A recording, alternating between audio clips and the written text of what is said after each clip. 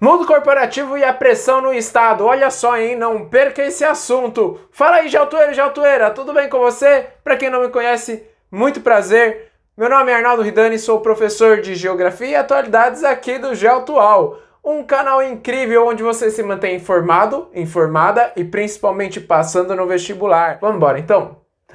Bom, quando nós estamos falando principalmente de geopolítica e também de mundo corporativo, primeiro nós precisamos de algumas definições básicas. O que é geopolítica? Geopolítica é a relação de um país com outro.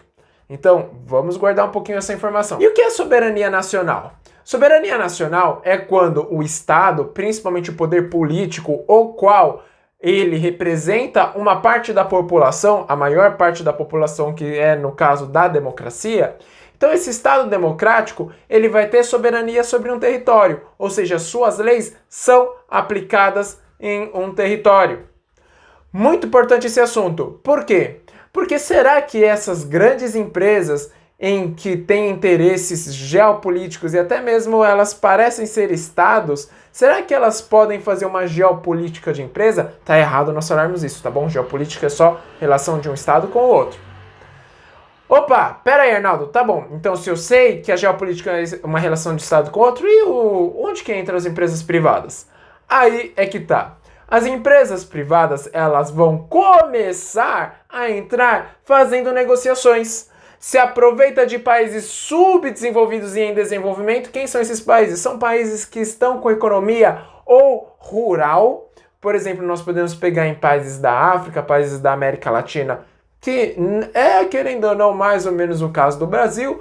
Agora, se aplica mais ao caso do Brasil quando nós pensamos em um país em desenvolvimento. É um país que ele não é totalmente rural, mas, querendo ou não, ele não é totalmente urbanizado e tecnológico. O que acaba acontecendo? A mão de obra ela é muito mais barata. E grave esse conceito que ele é muito importante. Mão de obra barata. É aquela mão de obra que não é especializada. Você que quer fazer um vestibular, você vai especializar a sua mão de obra. Enquanto que a mão de obra braçal, infelizmente, ela não é valorizada.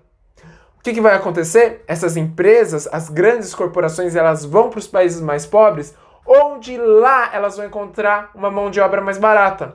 E aí elas vêm com uma chantagem para o Estado e falam, então, tudo bem, Estado? É o seguinte, olha só, você está pobre, eu, empresa, vou te ajudar.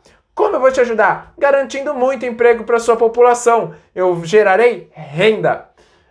Nossa, então para o Estado isso é maravilhoso, vai gerar renda sem o Estado precisar colocar a mão do bolso. Só que qual que é o maior problema? O maior problema é que essa empresa vai falar, então, mas você sabe como é, eu vou te ajudar, então você me ajuda. Como você me ajuda? Por exemplo, diminuindo os impostos. E aí que começa toda a bagaça. O que vai acontecer?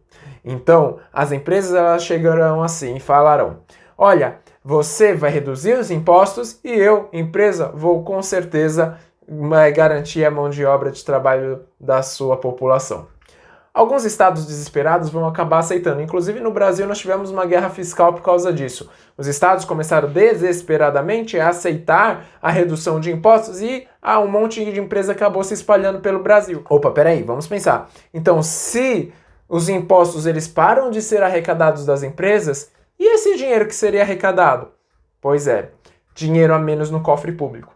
Dinheiro a menos no cofre público, sabe o que isso gera? Menos dinheiro para educação, menos dinheiro para a universidade pública que você quer prestar, menos dinheiro para o SUS que garante a vacina, tanto dos idosos como a sua vacinação contra a Covid. Ou então, o SUS que ele é responsável por toda a cadeia alimentar e de saúde do Brasil, ele que regula, ele é responsável. Olha só, a educação também.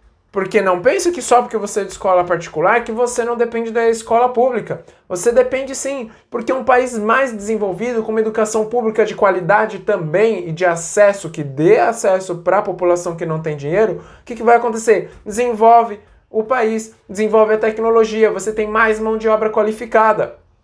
Sim, então você precisa também de uma educação gratuita. Segurança pública é fundamental. E olha como a polícia está sucateada. Vamos voltando? Então, agora que nós já fizemos esse recorte, as empresas então cada vez mais elas vão aceitar uma tributação alta. Conforme os anos vão passando, elas vão ganhando solidez e principalmente vão ganhar corpo e influência dentro do país. O que acaba acontecendo? Essas empresas vão falar: opa, oi país, tudo bem? Sou eu de novo. Então, os impostos estão muito elevados. Diminui aí, vai. E aí que está o grande problema. Você lembra de qual empresa fez isso? Ah, é a Ford, né? Pois é, isso mesmo, a Ford no Brasil. Tem um vídeo no canal falando só sobre a saída da Ford no Brasil. Vamos pensar um outro exemplo agora. As empresas, algumas inclusive, elas podem não pedir a redução fiscal. Algumas empresas, elas podem forçar uma visão ou uma ideologia que elas defendem. Como assim, Arnaldo? Como elas podem defender isso? Eu não estou nem falando do custeio que o Bolsonaro teve em relação a Taurus, por exemplo. Odebrecht com o PT. Não estou falando nem isso. Então o que aconteceu na Austrália? O Facebook e a Google fizeram uma atitude contrária a um posicionamento da Austrália. E isso compete porque, olha só, uma empresa, uma corporação grande, ela pode se posicionar em um país e ela ser contrária a algumas medidas políticas. Ou seja, ela pode interferir na política local, principalmente se o governo não for tão forte para bater de frente. Ou se a empresa for muito grande, o que acaba acontecendo? Algumas empresas elas se acham no direito de impor o seu ponto de vista, a sua ideologia ou os valores que ela representa. Os valores daquela empresa, algumas vezes ela acha que devem ser os valores daquele país, sobressaindo a imagem da empresa sobre o país. Aparentemente, as empresas se achando até mesmo maiores que os países. Sim, as empresas se acham maiores e melhores do que os próprios países. Você acredita nisso? Muito impactante, né? Então, esse vídeo ele é justamente focado para que você vá para o seu vestibular e tenha uma visão crítica. E não é só esse caso da Austrália, não é só o caso, por exemplo, aqui do Brasil. No mundo inteiro isso acontece. Essas restrições, essas chantagens e essas negociações. Chantagens, inclusive, que as empresas elas chegam e falam: olha, país, se você quiser, você não precisa baixar os meus impostos. Eu simplesmente deixo um monte de pessoas desempregadas. E aí, muitos países se veem na obrigação de acabar aceitando as restrições e as imposições dessas empresas e grandes corporações. Você acha isso justo? Então, comenta aqui embaixo. Aproveita, curte o vídeo, se inscreve no canal, compartilhe com seus amigos e suas amigas e até o próximo vídeo. Até mais. Tchau, tchau.